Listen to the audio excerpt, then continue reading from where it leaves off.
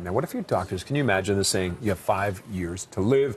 That was the reality for one Toronto woman. But it's what she did with that diagnosis that will leave you inspired. Mal, you're here to share this incredible story. Amazing. Her name's Leanne Kabat, and I got to sit down with her, and I can honestly say she was one of the most inspirational people I've met in my entire life. I left crying that interview. Our cameraman left shook. She's an incredible woman. So have a listen to her story and what she's gone through and what she's doing today. At the age of 35, Leanne Kabat led a typical life, working, married with 2 young children, pregnant with her 3rd. Originally from the Toronto area, the family picked up and moved to Seattle for her husband's work. But it was one night in March 2006 that would change everything. With her husband away on a business trip, Leanne left alone with her 4- and 2-year-olds when she got up in the middle of the night to go to the washroom. When I got up, everything just went black and I fell. And when I came to, I could see the clock over on my daughter's table, and I was on the baby because I fell forward, and I could just see the clock ticking. Frightened, she lay paralyzed for 5 hours until finally Leanne was able to move. We arrived at the hospital, and the nurse was very concerned. I must have looked like a hot mess, and she just said, you know, where was the crash? And I'm like, yes, there was a crash. She's like, where's the car?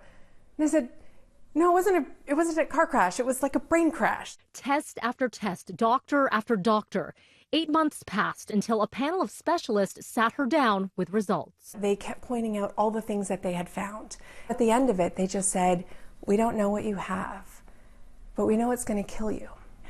How long do I have? 5 years. Leanne spent the next 3 years getting sicker, dying. Her neurodegenerative condition remained a mystery, and doctors kept prescribing, but nothing made her better physically or emotionally. How did you find it in yourself to go from a dark place to positivity? It is a hard journey, I'm not gonna lie. I threw out all the pills and the syringes, all the pads, everything they had given me, and I just said, I'm starting from the beginning. I am sleeping when I'm tired. I am eating the very best foods I can. I'm doing what I need to do. She decided to turn the number 5 that haunted her, 5 years to live, into something positive, setting off on a journey with her family, exploring and discovering 50 countries before she turned 50. Now 49 years old, country number 49 has just been crossed off the list, 14 years after that diagnosis. Although her body is still deteriorating, even experiencing symptoms during our interview.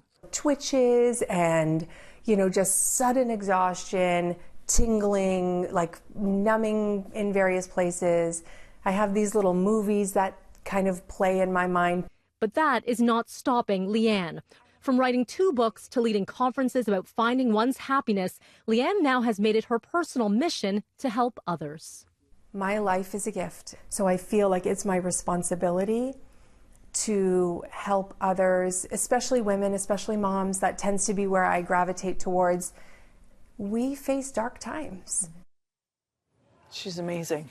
She is incredible. And I should tell you, I sat down with her sister, Dorothy, who lives in Toronto now. And I couldn't even include that part of the interview because there's so much to tell. So, Dorothy, good morning to you. And I'm going to do an extended version of this whole interview on our website later on today, citynews.ca, where you'll be able to find all of that because the story, that's just a sliver of it.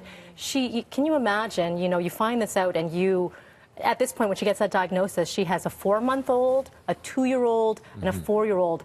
And that turning point for her, it was dark. She said it got very dark for her. And it was one moment when someone said, her mother-in-law said, don't worry, I can help raise the kids. And in that moment, she said, no. I'm going to do this. I'm going to do this. I'm going to be here for them. They're going to learn. And the lessons they have learned, traveling the world, being with their mom, seeing her as this shining example of what life is, perseverance is, it's incredible. It truly is one of the most incredible interviews I've had a chance to do. Such a privilege to sit with her. So, yeah, it's quite a story. And defying the odds every day. Every day. And a really good lesson for everybody, really. That you have to enjoy life and live life. And those around you, how important they are to you, to be with them. Yeah. Right? Because we don't know when things like this could happen, or we could face tragedy. So Good for her. Incredibly strong woman. So She is. breakfasttelevision.ca, you're going to have an extended interview. Yes. So we can hear more, because she still doesn't even know what it is exactly. Exactly. She's done trials. Yeah. They still don't have a full answer. So we'll put that all up later on this afternoon. And we're sending her our Thanks very love and her much, Mel. family. Thanks, Mel. More on BT after the break.